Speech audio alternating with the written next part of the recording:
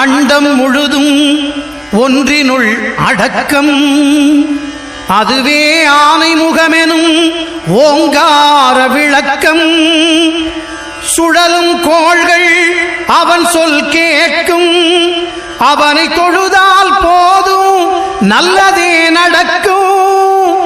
ஆனைமுகனை தொழுதால் நவக்கிரகங்களும் மகிழும். நல்லதே நடக்கும், நல்லதே நடக்கும்.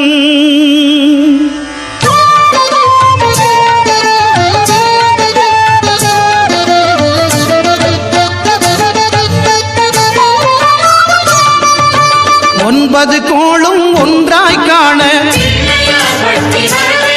அங்கு கற்பகம் என்னும்